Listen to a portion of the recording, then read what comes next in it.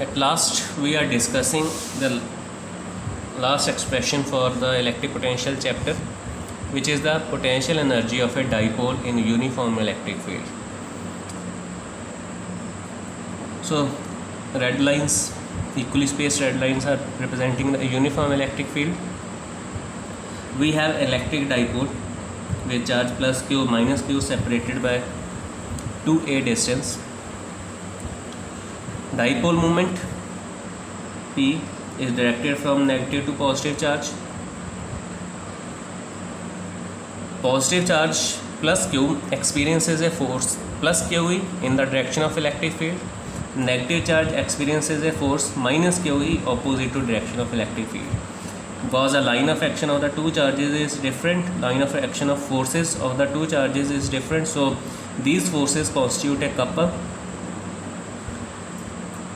and this couple acting on the system of these two charges tries to rotate the dipole and try to align it in the direction of the electric field. The torque acting on the dipole is given by tau is equal to Pe sin theta.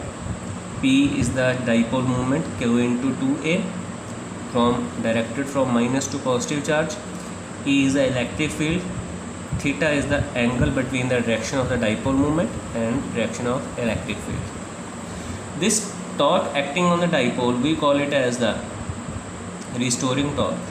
This means that this dipole tries to align the dipole in the direction of electric field where it will be placed permanently in a stable position. We call this as the stable equilibrium position. This means that whenever we have to rotate the dipole further in order to increase this angle theta, restoring torque is trying to align it in the direction of the field.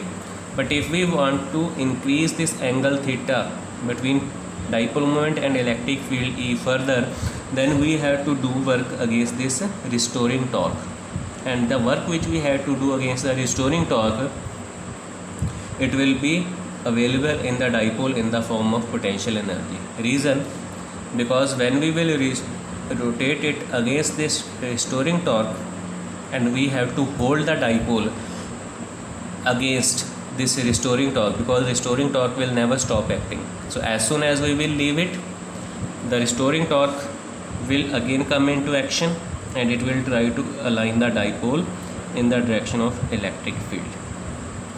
When the dipole will be perfectly aligned in the direction of electric field, what will happen? When dipole was initially present in this alignment, it was containing pure potential energy, but when we release it, leave it, the same potential energy under the action of restoring torque starts converted into kinetic energy and is fully converted into kinetic energy when both dipole and electric field are aligned parallel to each other. Because at this point dipole is containing only kinetic energy, so it will immediately not come to the state of rest. It will overshoot this equilibrium position where it was supposed to be in the state of rest, and it will be present in this situation. As soon as it will overshoot the direction of electric field and it will appear in this direction, what will happen? Now the direction of this restoring torque will reverse. Earlier the restoring torque was trying to rotate the dipole in the clockwise direction, but when the dipole will be present in this position, the positive charge will experience force in this direction, negative charge will experience the force in this direction, so restoring torque will also reverse this direction and it will now be acting in the anti-clockwise direction. So the same thing will again come over here. As soon as this maximum kinetic energy position will be overshoot, restoring torque will again come into action. It will go on increasing with the increase of this angle theta, and kinetic energy will be getting converted into potential energy, and at a certain point it will be fully converted into potential energy. The dipole will come into the state of rest momentarily. If there is no one to hold it, again it will move back, again potential energy will get converted into kinetic energy. So dipole in this way keep on oscillating like this. It will keep on oscillating like this in the uniform electric field, and the oscillations which are produced in the dipole in this form back and forth, they are called as the torsional oscillations. The behavior of the dipole in the uniform electric field is same as that of behavior of a simple pendulum. So the work which has to be done in order to rotate the dipole by a small angle d theta, we want to further increase the angle from theta to theta plus d theta. It will be dw equal to tau d theta equal to pe sin theta into d theta. If we want to rotate the dipole from some initial angle theta 1 to final angle theta 2, total work done will be integral of pe into sin theta d theta from theta 1 to theta 2. Integral of sin theta is minus cos theta. So finally, after rearranging and adjusting the negative sign, we get the equation W is equal to pe into cos theta 1 minus cos theta 2, which is the potential energy of the dipole. We can rewrite the equation as pe cos theta 1 minus pe cos theta 2, and this is nothing but the potential energy U. So we can write it as U equal to U1 minus U2, which indicates when dipole was initially aligned with respect to electric field at angle theta 1, it was possessing potential energy U1, which is pe cos theta 1, and when it is aligned to theta 2, its potential energy becomes U2, which is equal to pe cos theta 2. So if we take the difference of these two, we get the total potential energy difference delta U, which we have to supply from outside so that its orientation can be changed from theta 1 to theta 2. Now if we assume that dipole was initially at right angle to electric field, that means this was the electric field and this is the dipole moment, both are at right angles to each other, then theta 1 will be equal to 90 degree, and we have to rotate and we have to brought it to some orientation which was having angle between P and E equal to theta. Then if we use the expression U equal to P cos theta 1 minus cos theta 2, cos 90 is equal to 0. Final expression of a potential energy becomes minus Pe cos theta, or as a dot product of P and E. Now some special things connected with this equation, that if dipole is parallel to the electric field, then both P and E are aligned in the same direction, angle between them is 0, so potential energy of dipole is equal to minus Pe. Remember, potential energy is minus Pe, it is not 0, which is a minimum potential energy of a dipole. So in this case, whenever dipole is aligned in the direction of electric field, it possesses minimum potential energy, and we call this as a position of stable equilibrium of the dipole. Because dipole possesses minimum potential energy, so it has least chances of conversion of this potential energy into kinetic energy.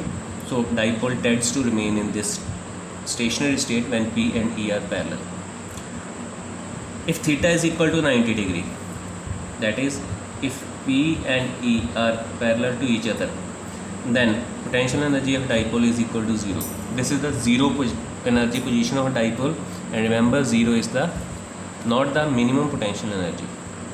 When dipole is aligned anti-parallel, this is the electric field and dipole movement is aligned in this direction. That means we do some work and rotate the dipole to move it so that it is placed anti-parallel to direction of electric field. Theta will be 180. Then potential energy will be minus Pe cos 180. Cos 180 is minus 1. So potential energy becomes equal to plus E. And it is the maximum potential energy of the dipole.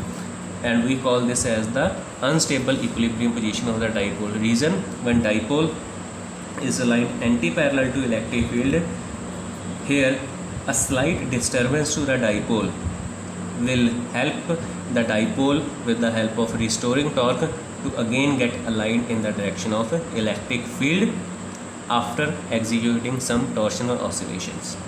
At last, how much total change in energy will be there when dipole is rotated from 0 to 180 degree? That means if we have to rotate the dipole from this position to this position, how much energy is required. For that we will use equation u equal to Pe cos theta 1 minus cos theta 2. Initially it was aligned parallel, then we have to align it anti-parallel. So 0 degree angle is theta 1, 180 angle is theta 2. So we have the equation Pe cos 0 minus cos 180. Cos 0 is plus 1, cos 180 is minus 1. So potential energy is equal to 2 Pe. So when dipole is to be made from parallel to electric field to anti-parallel to electric field, then the total energy which we have to supply it from outside, it will be equal to 2 Pe. That is, initially dipole was possessing energy minus Pe. So when we rotate it from 0 to 90 degree, we are supplying it energy up from outside equal to Pe. Initially dipole was having energy minus Pe. Energy supplied from outside is plus Pe. When the two are added to each other, total energy become equal to 0. So total energy of dipole at right, when it is right angle to direction of electric field, is 0. Now we have to rotate it from 90 to 180. When it is to be rotated from 90 to 180, again we had to push energy plus Pe into it. So total energy of the dipole when it will be at 180 degree with respect to field, it will be 0 plus Pe equal to Pe. Thank you.